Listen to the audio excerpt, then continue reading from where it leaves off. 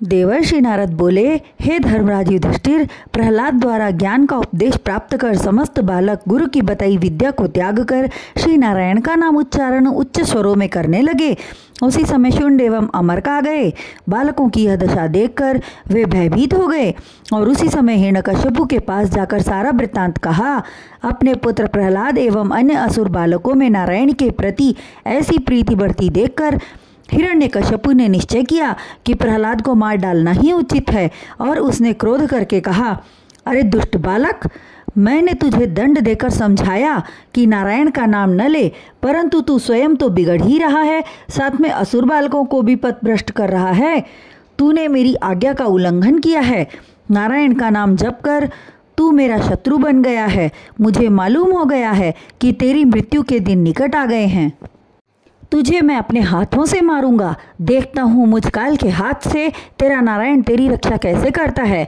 पिता के वचनों को सुनकर प्रहलाद ने कहा, हे पिताश्री, जिस सर्वशक्तिमान से संपूर्ण जगत के प्राणी हैं, जिसकी शक्ति से तुम्हारा राज्य स्थापित है, वही आदि पुरुष मेरी रक्षा करेंगे। आप तीनों लोकों के देवता, दानव, किन्नर एवं यक्ष को अपने अधीन समझ रहे हैं। यह भी श्री नारायण की कृपा ही है। अतः हे पिता महाराज, आप राक्षसी स्वभाव एवं अधर्म कर्म का त्याग कर मन एवं इंद्रियों को वश में रखकर आदि पुरुष श्री हरि नारायण के चरण कमलों को स्वयं को अर्पित कर दो। वे परम कृपालु हैं, तुम्हारे समस्त पापों को क्षमा कर अभय गति प्रदान करेंगे और भवरूपी अपार सागर से पार कर देंगे। प्रहलाद के इस प्रकार के उपदेश को सुनकर हिरण्यकश्यपु की आंखें क्रोध की अधिकता से सुलगने लगी। चेहरा अत्यंत भयानक हो गया और क्रोध मिश्रित स्वर में बोला, अरे मूर्ख, तू मुझ विश्व विजयी को ज्ञान का उपदेश दे रहा है। अब तक मैं तेरे वचनों को नादान बालक समझकर क्षमा करता रहा, किंतु पानी सर से ऊपर उठने लगा है। तू समझने वाला नहीं। यह कहकर वह अपने हाथ में खड्ग लेकर सिंहासन से कूद पड़ा और आंखें लाल करके बोला, जिस नारायण का तू दिन रात ध्यान करता है, क्या वह नारायण इस खंबे में भी है? अगर है तो बुला उसे, आकर वह तेरी रक्षा करे। हिरण्यकश्यपु ने उपरोक्त वचन कहकर प्रहलाद को मारने के लिए जो ही खड्ग ऊपर उठाया, उसी क्षण एक घनघोर शब्द हुआ। उस शब्द से वहां उपस्थित समस्त दैत्य भय से थरथर कांपने लगे। कुछ तो दहलकर मूर्छित हो गए। उस भयंकर गर्जना के साथ खंबा फट गया तथा श्री हरि नारायण नरसिंह शरीर मनुष्य का तथा मुंह सिंह का अवतार धारण कर प्रकट हुए। उन्हें देखकर ही भय से हिरण्यकश्यपु के हाथ से खड्ग छूटकर पृथ्वी पर गिर पड़ा। नरसिंह भगवान ने एक बार फिर भयंकर गर्जना की, जिससे तीनों लोक गूंज उठे। उनके पीले नेत्र, भयंकर दाढ़ें, दांत तथा उनके गर्दन के बाल उन्हें और अधिक भयंकर बना रहे थे। उन्होंने 10 योजन विस्तार का शरीर धारण किया था। इस अद्भुत स्वरूप को देखकर मन ही मन हिरण्यकश्यपु विचारने लगा कि ऐसा अद्भुत रूप मैंने कभी न देखा था। उसे ब्रह्मा जी का दिया हुआ वरदान याद आने लगा। उन्होंने कहा था कि तू न तो मनुष्य से मरेगा, न देवता से, न राक्षस तथा गंधर्व किन्नर के हाथों से भी न मरेगा, न पशु से और न पक्षी से। अतः न तो यह मनुष्य है और न ही पशु।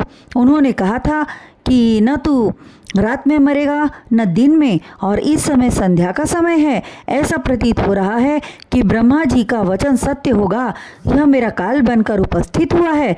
किंतु फिर यह विचार किया कि हो न हो मायावी विष्णु ही मुझे मारने के लिए प्रकट हुआ है।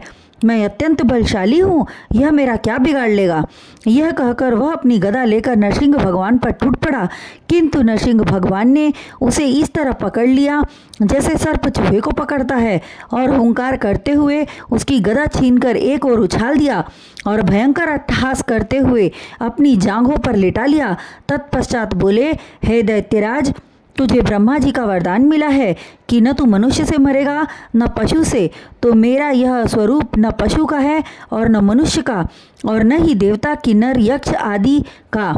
न रात है न दिन। इस समय तू आकाश में भी नहीं है, पृथ्वी पर भी नहीं, न घर के बाहर है न भीतर, क्योंकि तेरा शरीर मेरी जांघों पर भवन के दरवाजे पर है, और तुझे न अस्त्र से मार रहा हूँ और न शस्त्र से। यह कहकर उन्होंने अपने नाखून से उसका पेट फाड़ डाला और भयंकर गर्जना करने लगे। उनके अट्टहास से आकाश पाताल थर्राने लगा, समस्त ब्रह्मांड कांप गया, पृथ्वी डगमगाने लगी। तब देवताओं को अत्यंत चिंता हुई, किसी को उनके सन्मुख जाने का साहस न हुआ। सभी देवताओं ने जाकर ब्रह्मा जी से कहा। देवताओं के वचन सुनकर ब्रह्मा जी ने जाकर नरसिंह भगवान की स्तुति की, तब भी उनका क्रोध शांत न हुआ। तब रुद्र भगवान ने जाकर उनकी स्तुति की। हे भगवान, आपके क्रोध का समय प्रलय के लिए होता है। हे सर्वशक्तिमान प्रभु, अभी वह समय नहीं आया है। आपने दैत्यराज हिरण्यकशिपु को मारने के लिए क्रोध किया, वह मारा जा चुका है। इसके पश्चात वरुण, कुबेर, विद्याधर, यक्ष, किन्नर द्वारा स्तुति करने पर भी उनका क्रोध शांत न हुआ। तब वे आपस में विचार कर कहने लगे, नरसिंह अवतार केवल भक्त प्रहलाद की रक्षा के लिए श्री नारायण ने धारण किया है, उसी के विनती करने पर इनका क्रोध शांत होगा। तब वे प्रहलाद से जाकर बोले, हे भक्त प्रहलाद, नरसिंह भगवान का क्रोध शांत कराने में तुम ही समर्थ हो। देवताओं के वचन सुनकर प्रहलाद जी बहुत अच्छा कहकर भगवान नरसिंह के पास गए और दंडोत प्रणाम करके उनके चरणों में अपना सिर रख दिया।